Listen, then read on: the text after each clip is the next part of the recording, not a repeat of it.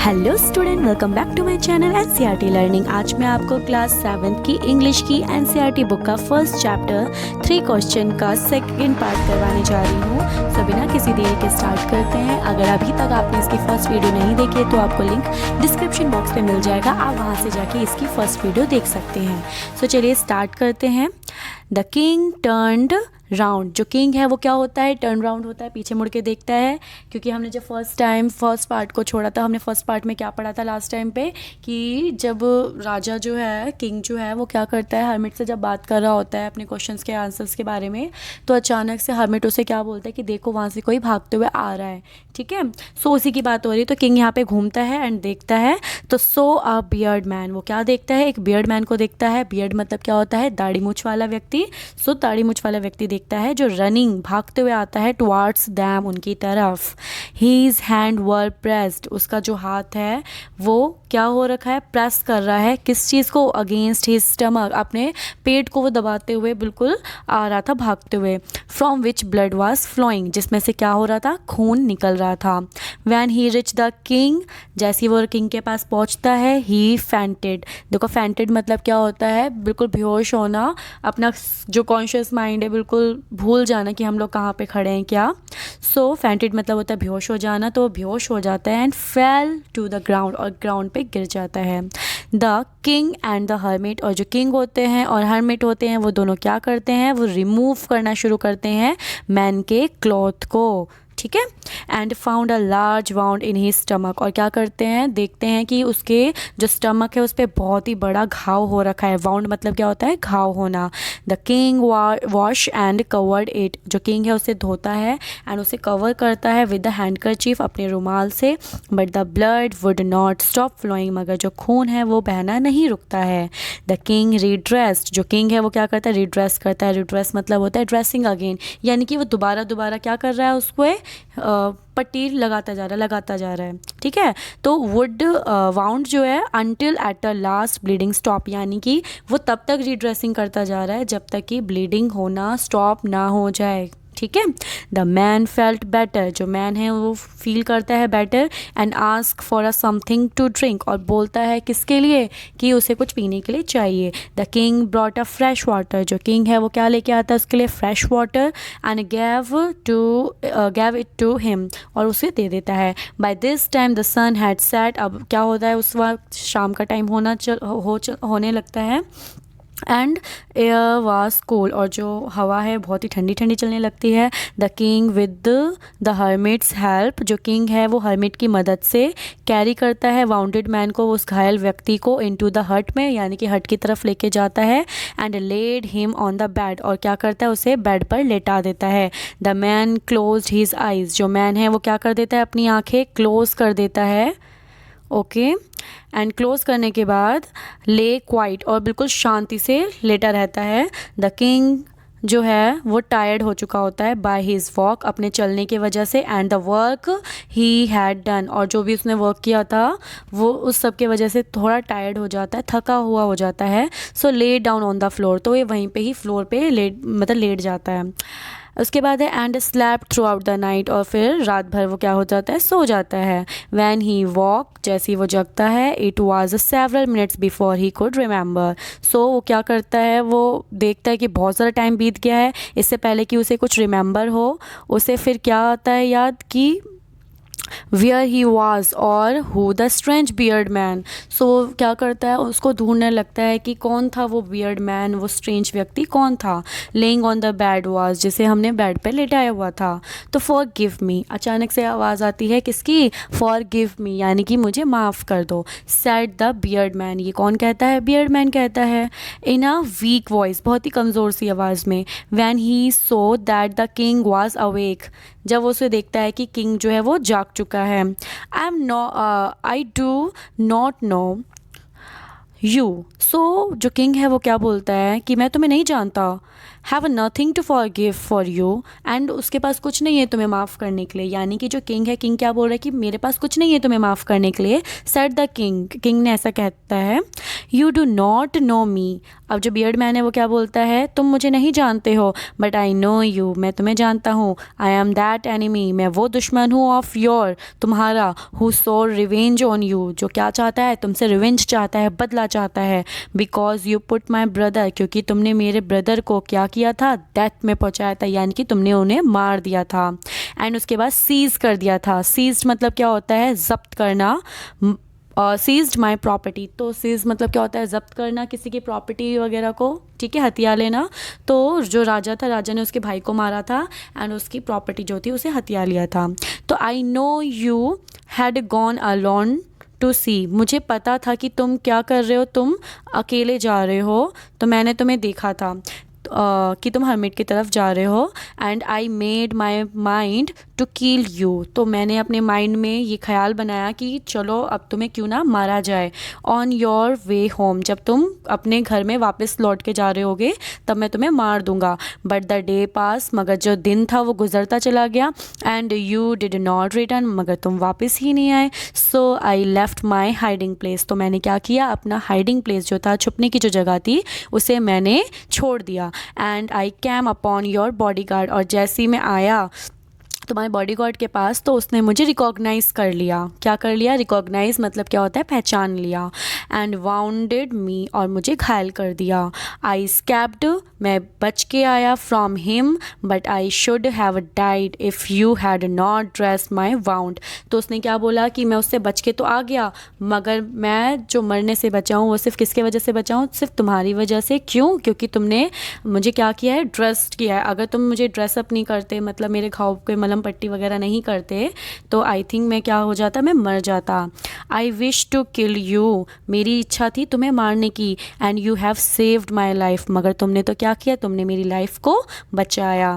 Now if I leave, और अगर मैं जो जी रहा हूँ, I will serve you as your most faithful servant, तो मैं तुम्हें अपनी तरफ से वो सारे के सारे सर्वेंट का मतलब क्या होता है, एक तरीके से सर्विस देना, यानी कि अपनी तरफ से वो सारे काम करना जो एक इंसान किसी इंसान के लिए कर सकता है। तो उसने क्या बोला कि मैं जब तक हूँ, मैं तब तक तुम्हारे लिए बहुत कुछ सर्व करूँगा, तुम्हें बहुत सारे काम करूँगा तुम्हारे लिए। एंड विल ऑर्डर माई सन, और अपने सन को यानी कि अपने बेटे को भी यही कहूँगा, टू द सेम, यही काम करने के लिए। सो फॉरगिव मी, मुझे माफ़ कर दो। अब इतने में क्या होता है कि जो राजा है वो क्या कहता है, the king was very happy, यहाँ पे किंग जो है बहुत ज़्यादा खुश हो गया है। To have a made peace with his enemy so easily, कि वो किस तरीके से अपने एनिमी से, अपने दुश्मन से पीस, शांति की वो स्थापना कर देता है एक तरीके से, बिना किसी लड़ाई झगड़े के। And to have won him over as a friend, and वो उस पर विजय पा लेता है, एक तरीके से जीत जाता है। एंड उनकी क्या हो जाती है, मित्रता हो जाती है, वो फ्रेंड्स हो जाते हैं। He not only forgave him, अब यहाँ पे क्या होता है कि जो राजा है वो सिर्फ उसको माफ़ ही नहीं करता है, but said he would send his servant, और वो ये भी कहता है कि मैं तुम्हें अपने तुम्हारे पास मैं अपने सर्वेंट्स को, यानी कि अपने काम वगैरह करने वाले जो लोग होते हैं उन्हें भेजूंगा। And he is on doctor, अपने खुद का डॉक्टर को भी भेजूंगा, टू लुक आफ्टर हिम, कि वो तुम्हें देखे। And he promise to give back the man his property, and वो एक और चीज़ की प्रॉमिस करता है किंग, कि वो वापस उस बियर्ड मैन को उसकी प्रॉपर्टी लौटा देगा। लीविंग द वाउंडेड मैन, अब जो वाउंडेड मैन है वो क्या होता है, वहाँ से चला जाता है वो घायल व्यक्ति। The king went out of the हट, जो किंग है वो वापस हट की तरफ जाता है। And looked around for the hermit, और हर्मिट को देखने लगता है।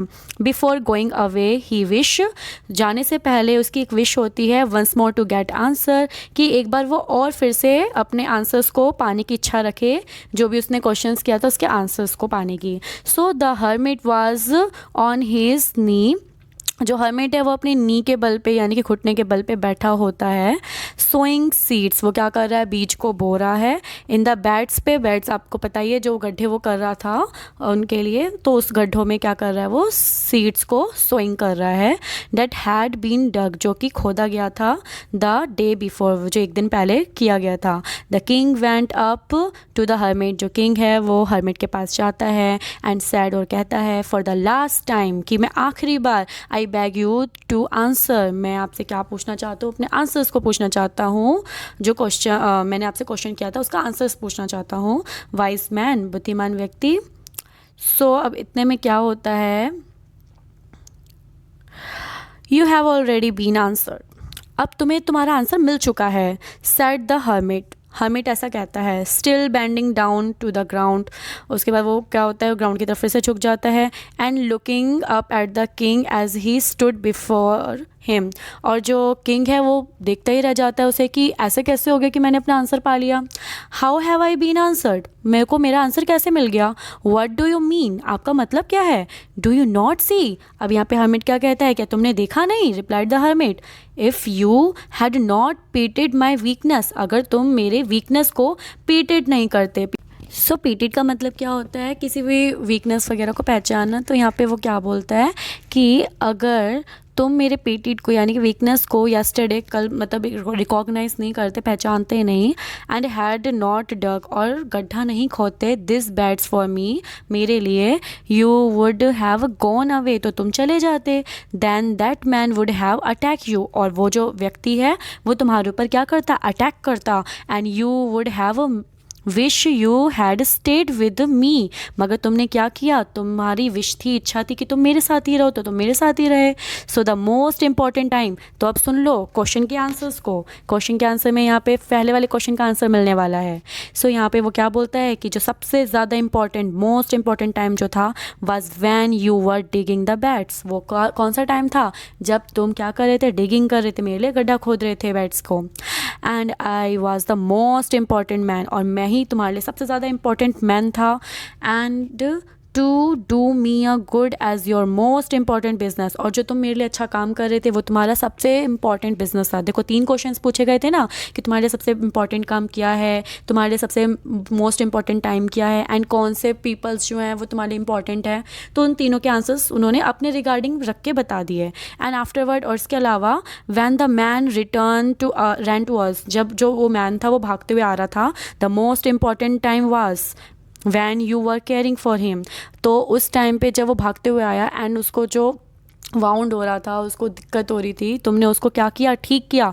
तो जिस टाइम पे तुम उसकी केयरिंग कर रहे थे वो टाइम जो था वो सबसे ज़्यादा इंपॉर्टेंट टाइम था तुम्हारे लिए।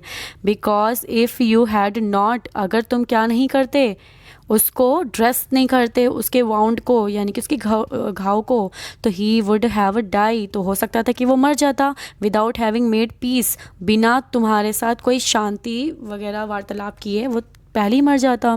सो he was the most important man, तो वही तुम्हारे लिए क्या था उस वक्त, सबसे ज़्यादा इंपॉर्टेंट मैन था। And what you did for him, और जो तुमने उसके साथ किया यानी कि तुमने उसकी जो केयरिंग करी, was the most important business, वो तुम्हारा सबसे ज़्यादा इंपॉर्टेंट काम था। एंड जो तुम उसकी केयरिंग का टाइम केयरिंग कर रहे थे वो वक्त जो था वो सबसे ज़्यादा मोस्ट इम्पॉर्टेंट टाइम था। एंड वही व्यक्ति तुम्हारे लिए मोस्ट इम्पॉर्टेंट मैन था। तो आई होप आपको ये समझ में आया होगा कि उन्होंने जो हर्मिट है, हर्मिट ने 2 तरीके से उसको इस क्वेश्चंस के आंसर दिए, एक अपने रिगार्डिंग और दूसरा जो बियर्ड मैन था उसके रिगार्डिंग। रिमेंबर देन, तो आपको ये याद रखना चाहिए, there is only one time that is the most important, यहाँ पे सिर्फ एक ही टाइम है जो सबसे ज़्यादा क्या होता है, इम्पॉर्टेंट होता है। And that time is now, वो टाइम क्या है, अब, अभी, इसी वक्त। It is the most important time, ये सबसे ज़्यादा ज़रूरी वक्त होता है। Because it is the only time, क्योंकि यही एक वक्त है। We have any power to act, जिसमें हम कुछ भी कर सकते हैं, क्योंकि हम ना अपने पास्ट को बदल सकते हैं और ना ही फ्यूचर के बारे में सोच सकते हैं। तो हम सिर्फ किस पे एक्ट कर सकते हैं, अपने प्रेजेंट पे जो चल रहा है। सो उसने क्या बोला, सबसे ज़्यादा इंपॉर्टेंट वो टाइम जो होता है वो क्या होता है, जो चल रहा है यानी कि अभी का time. The most necessary person, जो सबसे ज़्यादा ज़रूरी व्यक्ति होता है, is the person you are with at a particular moment, यानी कि सबसे इम्पॉर्टेंट पर्सन वो इंसान होता है आपके लिए जो उस पर्टिकुलर मोमेंट में यानी कि उस टाइम में आपके साथ खड़ा है। फॉर नो वन हुज़, क्योंकि किसी को नहीं पता what will happen in the future, कि फ्यूचर में क्या होगा। And whether we will meet any one else, और ये भी नहीं पता कि हम किसी से कभी मिलेंगे भी या नहीं मिलेंगे। The most important business is to do, तो सबसे ज़्यादा जो इम्पॉर्टेंट होता है कोई भी काम, डैट द पर्सन को, जो पर्सन को करना चाहिए, जो पर्सन को एक गुड बनाता है, अच्छा बनाता है। बिकॉज वी वर सेंट, सो हम कह सकते हैं कि हमें क्यों भेजा जाता है, क्योंकि हमें भेजा जाता है इस वर्ल्ड में फॉर दैट पर्पस अलोन। हमें किसी भी गुड डीड को यानी कि अच्छे काम को पूरा करने के लिए इस वर्ल्ड में अकेले भेजा जाता है, अलोन भेजा जाता है। तो हमारे लिए सबसे मोस्ट इम्पॉर्टेंट वर्क होता है उस व्यक्ति के साथ जो उस पर्टिकुलर टाइम पे हमारे साथ है, उसके साथ अच्छा काम करना। तो आई होप आपको ये चैप्टर समझ में आ गया होगा। सो मिलते हैं नेक्स्ट वीडियो में इसके क्वेश्चन आंसर्स के साथ। तब तक के लिए बाय बाय।